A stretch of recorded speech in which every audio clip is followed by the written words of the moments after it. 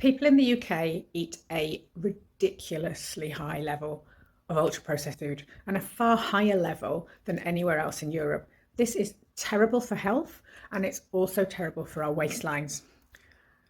But how much of that is environment and how much is actual choice? Well, I'm not sure. Let's take a look. Come with me to the Spanish supermarket and see how different it is.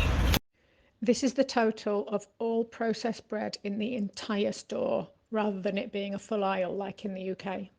This is the total of all the biscuits, all the pre-made, pre-packaged cakes, all the sweets and all the chocolate that they sell, which I think in terms of chocolate bars and in terms of the biscuits and pre-packaged cakes is significantly less than in England. And this is where I think the biggest difference is. This is all the fresh meat and all the fresh fish.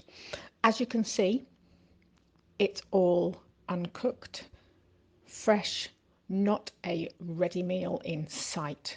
It's completely different than what you'd find in the fresh section in the UK.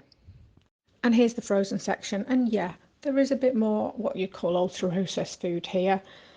In terms of ice creams and in terms of things like potato croquettes, things like that. But the rest of it is veg and fresh fish.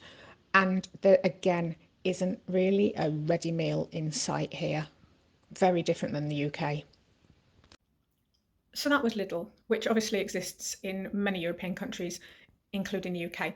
But actually what I've showed you there was echoed in other supermarkets as well. And well, why is it? Well, the average working hours across the whole of Europe, country by country, aren't that much different. And obviously people's responsibilities aren't that much different. And people's commute times aren't that much different. So is it culture? Is it relationship with food, relationship with cooking? Or is it availability? And if it is around availability, well, supermarkets want to make profit.